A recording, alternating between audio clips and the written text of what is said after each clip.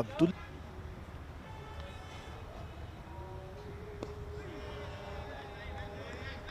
تو یاز اپنے بارے میں بتائیے.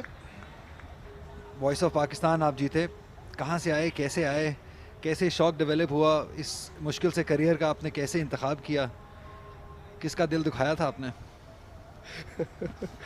دل کسی کا نہیں دکھایا.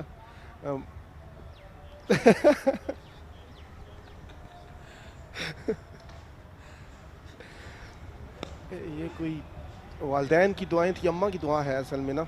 آپ کو پتہ ہے کہ کرکٹر کی خواہش ہوتی ہے کہ کسی نہ کسی طرح وہ گراؤنڈ میں ان رہے, چاہے وہ بے شک کہ ڈومیسٹک سے آگے نہ جا سکے, کوچنگ سٹاف میں چلا جائے, اسکورنگ میں چلا جائے, امپائرنگ میں چلا جائے, کیونکہ کرکٹ ایک ایسا جنون ہے نہایت ہی. میں نہیں سمجھتا کہ کوئی کرکٹر کرکٹ کے بغیر رہ سکتا ہے. اچھا شاٹ تھا,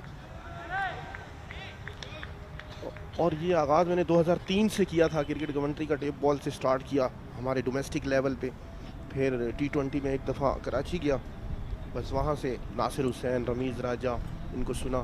طارق صاحب ہمارے آئیڈیل, آج ان کے ساتھ بیٹھ کے جتنا شکر ادا کیا جائے اللہ پاک کا.